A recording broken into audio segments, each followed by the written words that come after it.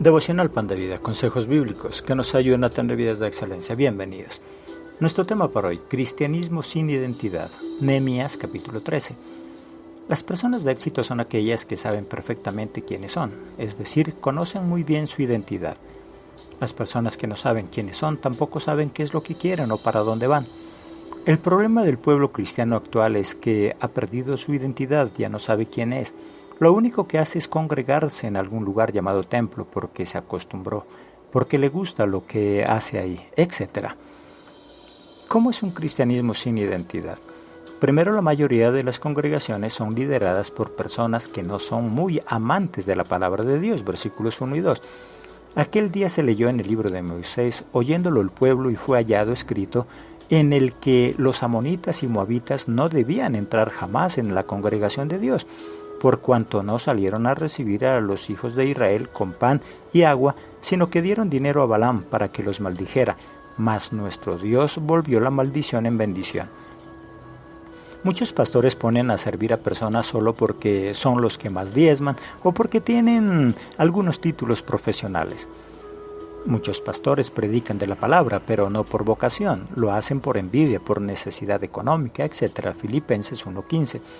Algunos a la verdad predican a Cristo por envidia y contienda, pero otros de buena voluntad. Segundo, hacen mal uso del templo y de las cosas consagradas a Dios, versículos 4 y 5.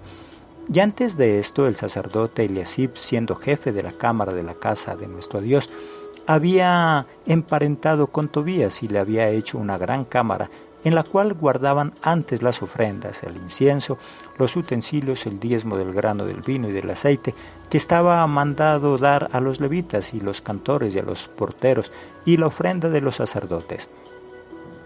Las sillas, los instrumentos de alabanza y todo lo que se usa en el culto es consagrado a Dios y no se las puede prestar para que hagan actividades mundanas. El templo ya es utilizado por muchos pastores como sedes políticas. Les ceden el púlpito a políticos a cambio de algún reconocimiento económico. Tercero, no reconocen económicamente el buen servicio de los pastores, versículo 10. Encontré asimismo que las porciones para los levitas no les habían sido dadas, y que los levitas y cantores que hacían el servicio habían huido cada uno a su heredad.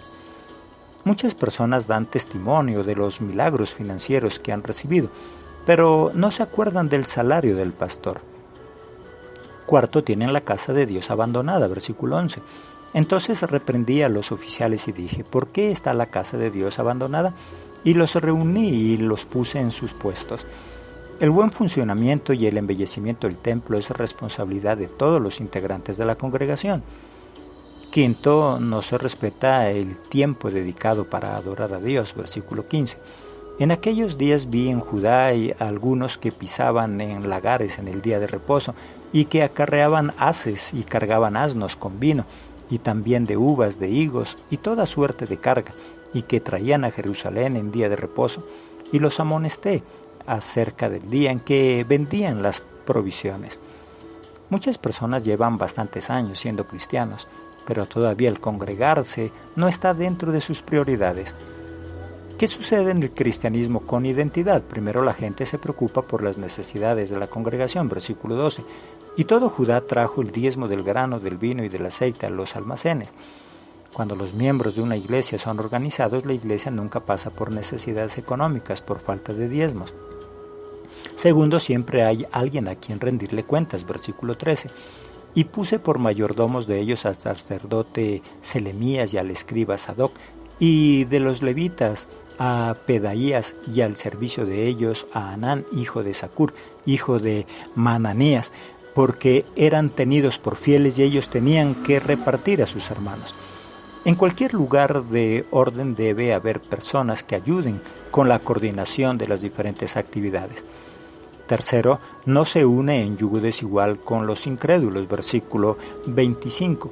Y reñí con ellos y los maldije y herí a algunos de ellos y les arranqué los cabellos y les hice jurar diciendo, no daréis vuestras hijas a sus hijos y no tomaréis de sus hijas para vuestros hijos ni para vosotros mismos. El relacionarse con personas de diferente visión o propósito no se estanca. cuarto siempre se está purificando porque sabe que siempre está expuesta a fallar o a equivocarse. Versículo 22. Y dije a los levitas que se purificasen y viniesen a guardar las puertas para santificar el día de reposo. También por esto acuérdate de mí, Dios mío, y perdóname según la grandeza de tu misericordia. Los servidores deben llegar mínimo una media hora antes del servicio para estar en oración. Quinto, se congrega siempre. Sabe que las reuniones es donde se consigue el alimento espiritual, Hebreos 10:25, no dejando de congregarnos como algunos tienen por costumbre, sino exhortándonos y tanto más cuando veis que aquel día se acerca.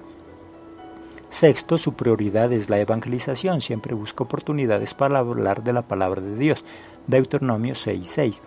Y estas palabras que yo te mando hoy estarán sobre tu corazón y las repartirás a tus hijos y hablarás de ellas estando en tu casa, y andando por el camino y al acostarte y cuando te levantes. Una cosa es hablar de las maravillas de Dios y otra muy diferente es hablar de la palabra de Dios.